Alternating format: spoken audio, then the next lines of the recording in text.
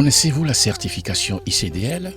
Eh bien, la certification ICDL est une formation spécifique en informatique et les métiers du numérique. Désormais, au Bénin, l'Institut supérieur de management ISM Adonai met à la disposition des étudiants et du public ce grand outil nécessaire pour l'accroissement de leur employabilité. Avec ICDL, devenez de spécialistes du numérique. Infoline 97 64 46 05. ISM Adonai, la marque d'une école prestigieuse. Bonjour chers téléspectatrices et téléspectateurs de Challenge Web TV. Samedi 23 dernier, l'essence relatée a encore dicté sa loi à Sémécraqué avec des conséquences dramatiques. C'est triste de voir des compatriotes aller comme ça en fumée.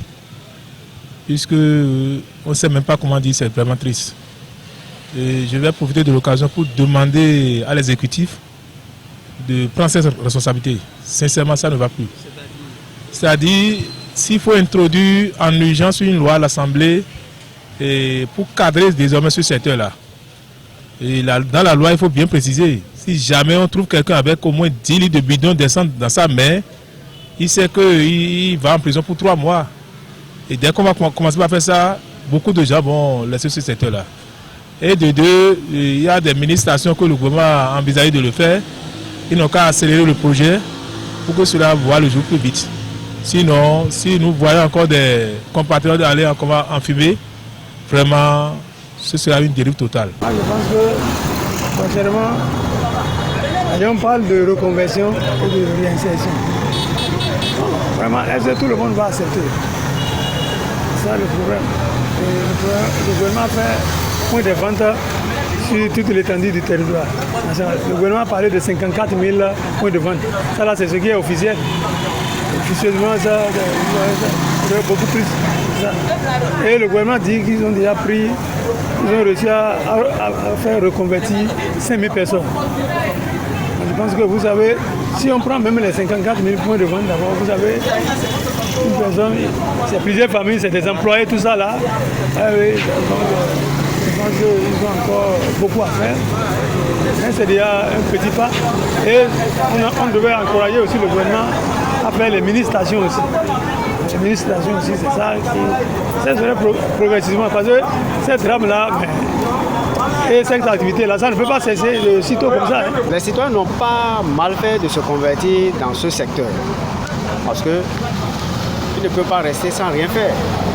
Comme il n'y a rien à faire, il faut se convertir à autre chose. On dit, il vaut mieux mourir de quelque chose que de mourir de faim. C'est toujours à la recherche de leur bien-être qu'ils sont en train de faire cette chose-là. Sachant bien eux-mêmes que ce commerce est un mauvais commerce.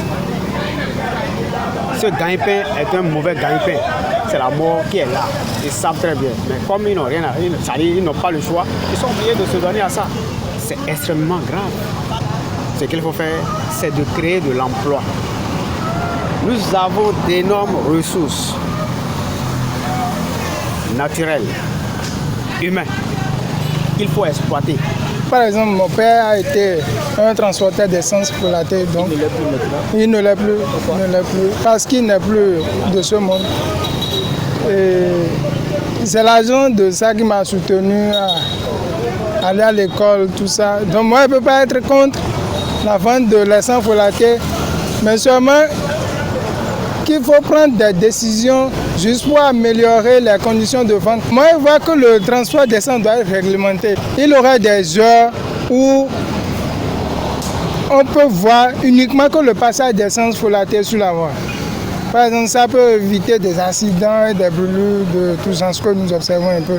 Et la reconversion, quelque part, serait une bonne chose, mais pensons aussi à ces parents qui sont déjà habitués à ce genre de commerce et qui arrivent quand même à subvenir aux besoins de leur famille grâce à ce commerce. Moi, je trouve que quelque part, c'est pas trop normal qu'on prenne des décisions pour arrêter définitivement la vente. C'est vraiment malheureux. Le Béninois, ce qu'il lui donne à manger, avant de l'arracher, c'est difficile. Ça fait plus de 10 ans qu'on est en train de faire ce genre de lutte. C'est pas ce régime qui est venu mettre ce genre de choses en place.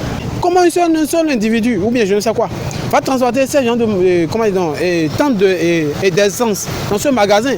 L'essence ne reste pas dans la chaleur. Voilà les avis des citoyens face aux mesures prises par le gouvernement pour assainir le secteur de l'essence frelatée au Bénin. Merci de nous avoir suivis et à la prochaine.